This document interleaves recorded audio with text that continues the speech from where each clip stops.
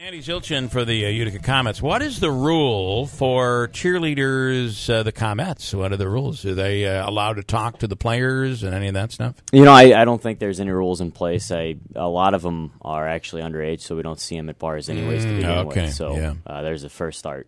They're good with the beat. Yeah, they are. Yeah, they are. Right to the beat. They're darn good at their job, though.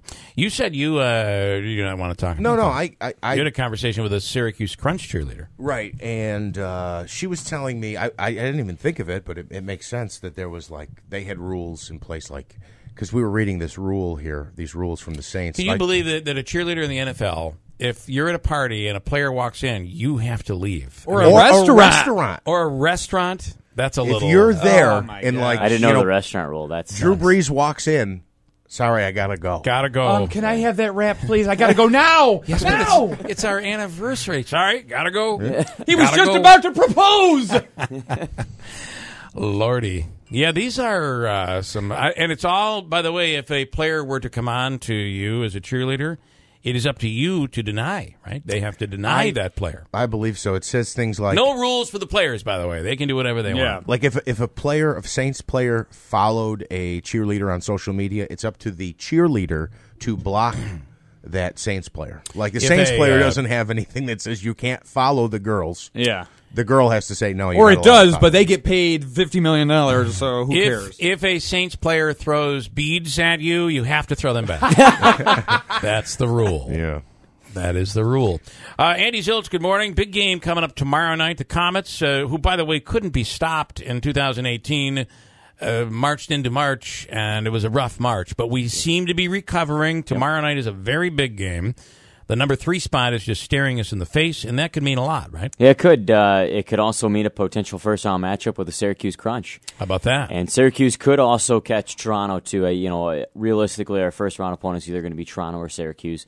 And, it's going to be interesting, too, because we play them each 2 more times. And in the last 2 weeks of the season. That's big. Yeah. 9 games remaining as of right now. Yep. So... all right, I was trying to figure out how the points work. So a win is outright 2 points. Correct. A win in any sort of overtime, or even a loss, I should say, in any sort of overtime would be 1 point. A win would be 2. Correct. Yeah, Okay. yeah. Any type of win's 2 points. Any type of a loss in extra time is 1 point, and then obviously regulation 0. So what happened? They were on a roll, and starting with New Year's, just plowing right through, couldn't be beaten, it seemed. And then they kind of tripped up a little bit. What happened? I think a lot of the guys that went up to Vancouver were the key cogs on the power play. I mean, our power play went, it was goalless in maybe 16 of 20 or so games during that stretch run. Even in that point streak that the Comets had, the power play wasn't moving really too good.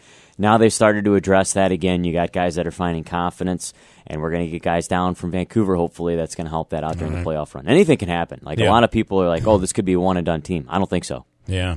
And it's really quite amazing. How many times since existence we've made the playoffs? 3 times now. 3 out of 4 times. 5 out of 5 times. Yep. That's pretty impressive. Yeah. And one thing that I'm looking forward to is calling a home playoff game.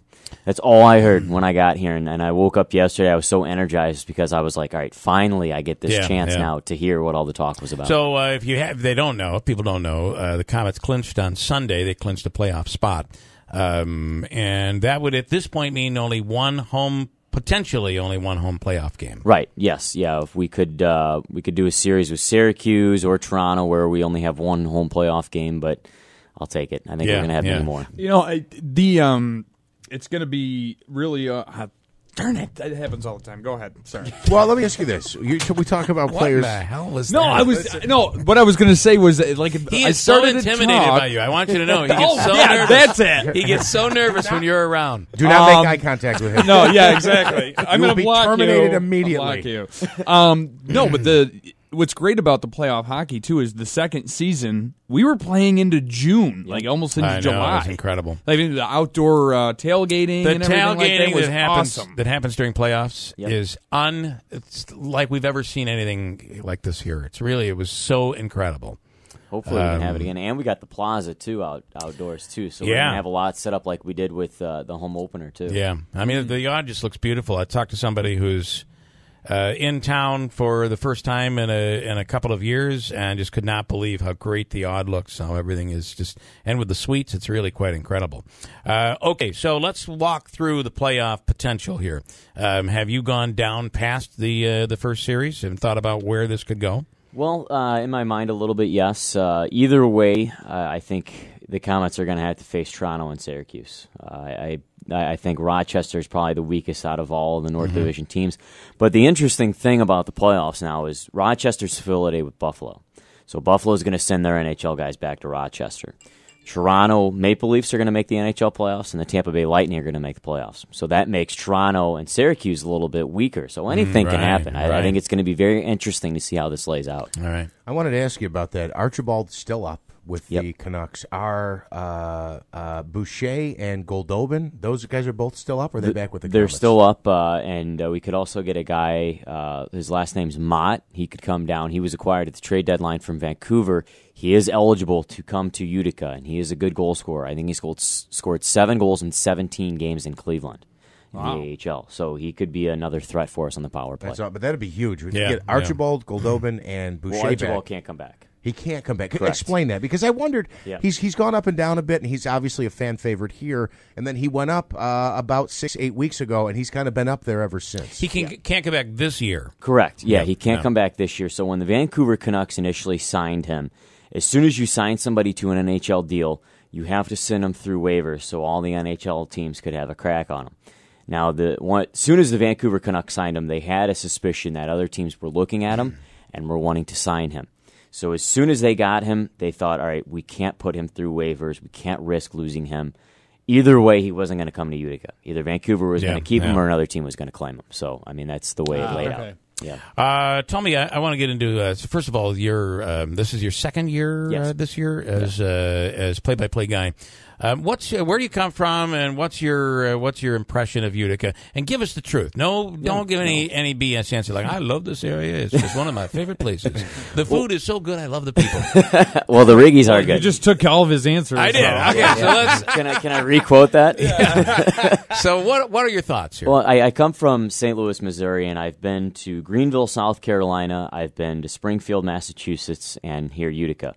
I'll be honest. I'll give you the honest answer. I think Greenville, South Carolina is my favorite city, and if anybody has been there down south, it's a unique type of area down there, and I think Greenville is such a booming city.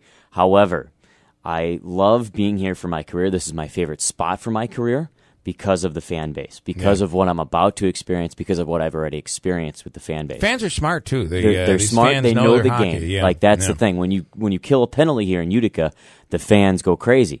And several AHL arenas, they don't care. They care about goals and wins, and that's it. And they fully understand the game, and they see me out, and they say, Andy, good job. I hope this team's going to make the playoffs, et cetera, et cetera. That's what I love. I love the buzz in December, September, and even in June and July. Yeah. And believe me, they make a run. We're playing in, you remember that one year? We're playing in June. Yeah. It was nice. It was really incredible. Do you miss being in a baseball town? Baseball opening up this week? I do, yeah. I actually was entertaining an offer to go to the Toronto Blue Jays home opener on Thursday. I have an opportunity, but I declined. It would have been way too crazy of a weekend for me to try to get back here on a 5-hour drive. Yeah, trust me, I thought about you'd do Wednesday, then you'd go up to Toronto, and then you'd come back for Friday. Right. So, yeah. Well, I just find it interesting also. You said it was the Toronto Blue Jays home opener. It's actually the New York Yankees road opener. This was the game we'll be going to on Thursday. So Touché, my friend. just so we're clear on that.